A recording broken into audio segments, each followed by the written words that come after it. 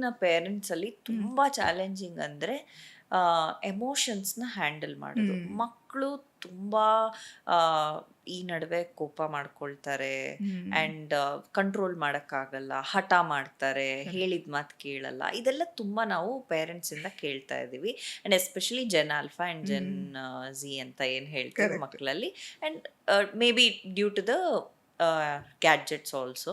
So ಇದನ್ನ ನಾವು ಹೇಗೆ ನೋಡಬೇಕು ಆ್ಯಂಡ್ ಹೇಗೆ ವಾಟ್ ಇಸ್ ದ ಸೊಲ್ಯೂಷನ್, ಇದಕ್ಕೆ ಏನು ಮಾಡ್ಬೋದು ಎಮೋಷನಲ್ ರೆಗ್ಯುಲೇಷನ್ಗೆ? ಓಕೆ.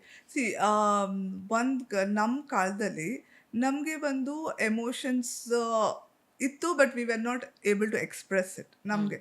ಬಟ್ ಈ ಜನದಲ್ಲಿ ಎಕ್ಸ್ಪ್ರೆಸ್ ಮಾಡ್ತಾರೆ.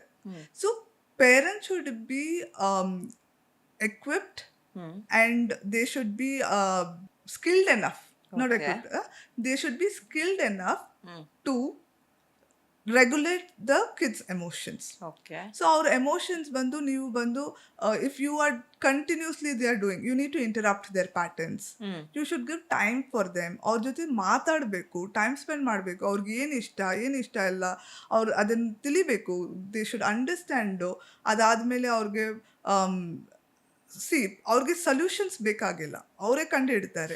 ನೀವು ಕೂತ್ಕೊಂಡು ಅವ್ರು ಹೇಳೋದು ಕೇಳಿ, ಆಮೇಲೆ ನಿಮ್ಮ ಅಭಿಪ್ರಾಯ, ಅಡ್ವೈಸ್ ಎಲ್ಲ, just your suggestions you can give them. Then understand what is the reason for that emotions. Emotions ನೀವು ರೆಗ್ಯುಲೇಟ್ ಮಾಡ್ಬೇಕಂದ್ರೆ ಅದು ರೀಸನ್ಸ್ ಗೊತ್ತಾಗ್ಬೇಕು ನಮ್ಗೆ, ಯಾಕೆ ಹಂಗೆ ಮಾಡ್ತಾ ಇದ್ದಾರೆ.